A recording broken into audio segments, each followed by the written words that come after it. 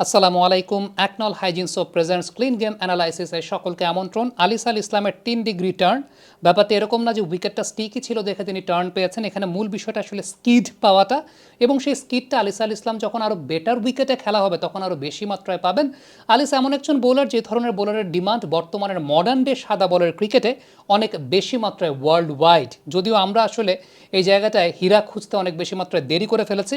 Unfortunate যে আলিস আল ইসলাম বিপিএলের পরেই ইঞ্জুরিতে পড়ে যান, এটা তার একদম ব্যাক টু ব্যাক 2টা বিপিএলে আমরা দেখেছি তারপরে ইঞ্জুরিতে পড়ে যান। বাট বাংলাদেশ ক্রিকেট বোর্ডের আসলে আলিস আল ইসলামকে নিয়ে আলাদা করে পরিকল্পনা করার সময় এসেছে। নাও ব্যাক টু অ্যানালাইসিস। যেই বলটায় পারভেজ হোসেন ইমন আউট হয়েছেন আলিস আল ইসলামের, এটা তার টিপিক্যাল লেগ স্পিনিং টার্ন, এবং সেই জায়গাটাতে তিনি বলটাকে গ্রিপ করেন অনেকটা নাকেল শেপে। নাকেল শেপে কীভাবে? তার 2টা আঙ্গুল, ইন্ডেক্স ফিঙ্গার এবং সেই সঙ্গে মিডল ফিঙ্গার, এই 2টাই নাকেল শেপে থাকে, এবং ইন্ডেক্স ফিঙ্গারটা মূলত থাকে সিমের বাইরে, মিডল ফিঙ্গারটা নাকেল শেপে থাকে কীভাবে? সিমের উপরে।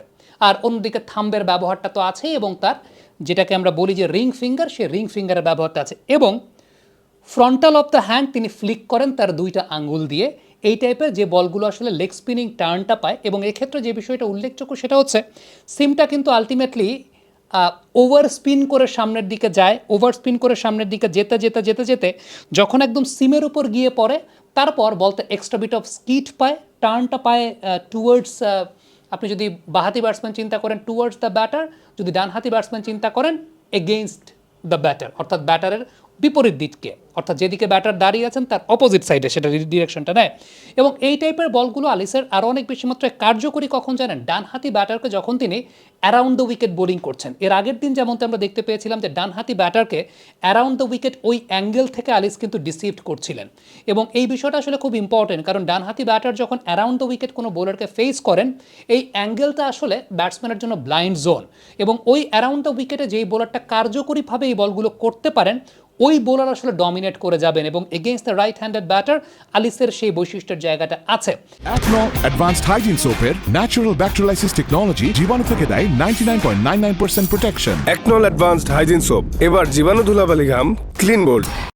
আমি সবসময় এই ধরনের বোলারদেরকে প্রমোট করার পক্ষে, কারণ মডার্ন ডে ক্রিকেটে এরকম আনঅর্থোডক্স আনইউজুয়াল বোলাররাই দিন শেষে ডমিনেট করবে। মডার্ন ডে ক্রিকেটের সামনের ফিউচার কিন্তু এই ধরনের বোলাররাই।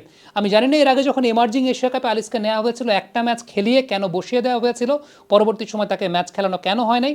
আমাদের এই জায়গাটায় সত্যিকারের অর্থে একটা সিন্ডিকেট কাজ করে, যে সিন্ডিকেটটা আসলে একটু আনঅর্থোডক্স কাইন্ড অফ নেচারের প্লেয়ার যারা আছে তাদেরকে খুব বেশি প্রমোট করতে চায় না। সরি টু সে, সরাসরি কথাটা বলে দিলাম। I would love to expect যে বাংলাদেশের টিম ম্যানেজমেন্ট বলি, বাংলাদেশের সিলেক্টররা বলি, তারা আধুনিক হবেন।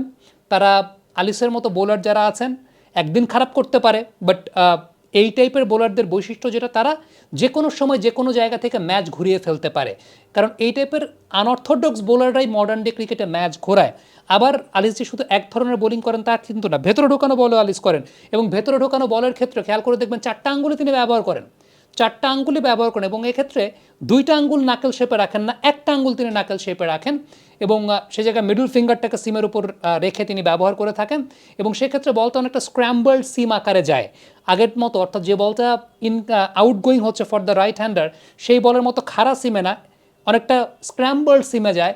সো এরকম আরও ভ্যারিয়েশন আলিস আল ইসলামের আছে, সেগুলো করার জন্য তিনি কেপেবল। আমার কাছে এটা ব্যক্তিগতভাবে মনে হয় যে from now on we should think about Alis Al Islam on a serious note, এবং এই জায়গাটা থেকে আমার কাছে যেটা একদম ব্যক্তিগতভাবে মনে হয় যে আপনার একই টিমে যদি শেখ মেহেদি, আলিস, নাসুম আহমেদ এবং রিশাদ হোসেনের মতো স্পিনার থাকে, কোয়ান্টিটি নাম্বার অফ স্পিনার্স থাকে, আপনার হাতে অপশন অনেক বেশি মাত্রায় বেড়ে যায়। আমি বলছি না যে বেস্ট 11-এ, বাট আপনার যে বেস্ট 15, আপনার যে স্কোয়াড, সেই স্কোয়াডে এইরকম ভ্যারিয়েশন থাকলে আপনি ক্ষেত্র বিশেষে, প্রতিপক্ষ বিশেষে, ম্যাচ বিশেষে আপনার হাতে কিন্তু অপশন থাকবে। এবং এই 4জন বোলারের মধ্যে আমার তো মনে হয় যে 3জন বোলারের প্রতি ম্যাচেই থাকা উচিত অন্তত, ক্ষেত্র বিশেষে 4জন বোলার, বাট 3জন বোলারের এমনিই থাকা উচিত, সেটা অবশ্যই প্রায়োরিটি সেট করে। শেখ মেহেদি এখন ব্যাটিং ভালো করছেন, রিশাদের ব্যাটিংটা আরেকটু ঝালিয়ে নিলে অন্তত 2টা অলরাউন্ডিং অপশনও কিন্তু আমাদের ক্রিয়েট হয়ে যাবে। সো আমার কাছে মনে হয় যে এই প্ল্যানটা বাংলাদেশের করা উচিত, কারণ বাংলাদেশের বোলিং লাইন আপের অনেক প্রসপেক্ট আছে, যে প্রসপেক্টটা ইউজ করাটা খুব ইম্পর্টেন্ট। দর্শক কমেন্ট বক্সে আপনাদের মন্তব্য মতামত জানতে চাই।